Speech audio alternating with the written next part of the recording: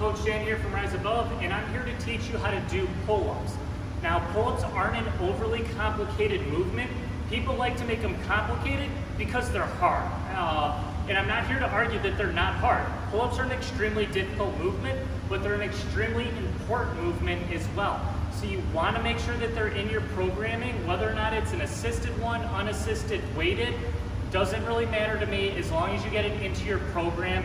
If you're using the machine that helps take weight off, or if you're putting a band up and under your foot to help you.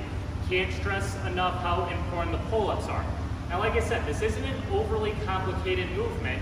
They say you just need a bar to be able to pull yourself up, or like I said, a machine with a little bit of assistance, or a band to help with the assistance. So you're gonna go ahead, you're gonna take those hands, you're gonna grab onto whatever you're using to do your pull-ups. Now, when we initially start here, you'll see that my shoulders are by my ears. That's okay, we actually wanna start there, but we don't wanna keep the shoulders by the ears the whole time. So what I mean by that is our initial movement should be to pull the shoulders down, so you can kind of see how I just went from, this sort of relaxed position to basically pulling down. This is actually gonna activate your lats before you actually pull them up. Now, you don't necessarily wanna start in this lat activated position. Can you? 100%, and I actually recommend to start there, especially if you're just learning how to do a pull-up. And what I mean by that is, instead of starting here with the shoulders, you're gonna pull down, and the shoulders are gonna get pulled down, and it's gonna be bicep by the ear.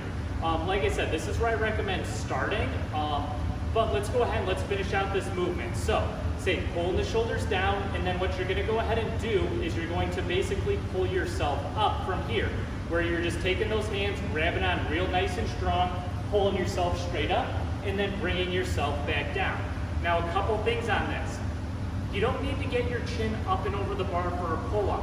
You're not in a competition. The only person you're in a competition with should be yourself. Meaning that if you only get to eye height, that's fine. You don't need that chin all the way up over the bar unless if you're competing in a pull-up competition. So if you only get to eye height, that's perfectly fine. Now, a couple other things is a lot of people think of this as pulling themselves up. Think of it a little different. Think of it as like you're trying to get your elbows down to your waist, where it's almost like you're trying to pull your elbows down as opposed to trying to pull your body weight up. This helps activate the lats a little bit more as well. So let me go ahead and go over that concept one more time. So you can see shoulders by the ear, pulling down, and then instead of thinking of pulling myself up, I'm thinking of pulling my elbows down towards my hips. Say, makes it a lot easier, and it'll start to activate additional muscle. When you tend to think of pulling yourself up, you'll start swinging yourself up and using your biceps. Remember, this is a back exercise.